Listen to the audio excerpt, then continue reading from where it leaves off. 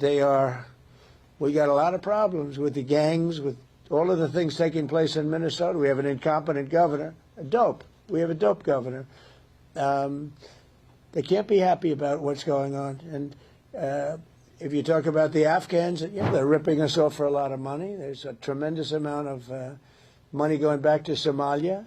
What the hell are we paying money to Somalia for? But they're ripping off our country at a level that few people have been able to see before. That's about the only thing. You talk about competence. We have Ilhan Omar, who does nothing but complain about our country and our Constitution. And she comes from a country with practically no country. It's devastated, it's crime-ridden, it's a mess, it's a disgrace. And we took their people at a tremendous... We're not taking their people anymore.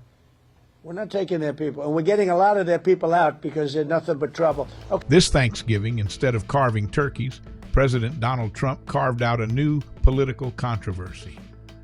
In a late-night, rage-filled Truth Social post, Trump attacked Minnesota's Democratic leadership, calling Governor Tim Walz seriously retarded and accusing Congresswoman Ilhan Omar of entering the U.S. illegally. The outburst came just hours after Trump vowed a sweeping immigration freeze following the Washington shooting of 2 National Guard members. Trump's message was volcanic. He slammed Walz, Kamala Harris's former running mate, as the man who allowed hundreds of thousands of Somalian migrants to take over Minnesota. He described Somalian gangs roving the streets looking for prey and accused Walz of turning a once great state into a danger zone. Walz fired right back. On X, the governor posted a short but lethal response, released the MRI results, a jab at Trump's medical report, which the president had recently claimed was perfect.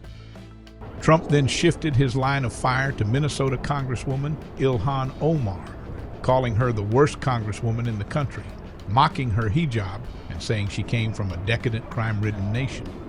He even resurfaced a debunked conspiracy theory that Omar once married her brother, an allegation repeatedly dismissed by fact-checkers. He further claimed she probably came into the USA illegally. But Ilhan Omar's records are clear. She fled Somalia's civil war at age 8, lived in a Kenyan refugee camp, arrived in America in 1995, and became a U.S. citizen in 2000. Now in her 4th term, she is one of the most prominent lawmakers in Washington. Trump's fury sits atop a bigger political pivot. In the wake of the National Guard shooting, where the suspect is a 29-year-old Afghan national who previously worked with the CIA, the president has promised a full redesign of U.S. migration policy. But this isn't the first time Trump has targeted Omar. He has told her to go back to Somalia multiple times, once joked with the Somali president about sending her back, and now casts her as the embodiment of what he calls America's failed refugee policies. Omar, however, has remained unfazed. "I have no worry," she said recently. "I'm not the 8-year-old fleeing war anymore. I can live wherever I want." Trump saved his final sign-off for maximum drama. "Happy Thanksgiving to all," he wrote, "except those who hate, steal, murder, and destroy everything America stands for. You won't be here for long." A holiday message delivered Trump style with political fireworks and personal attacks.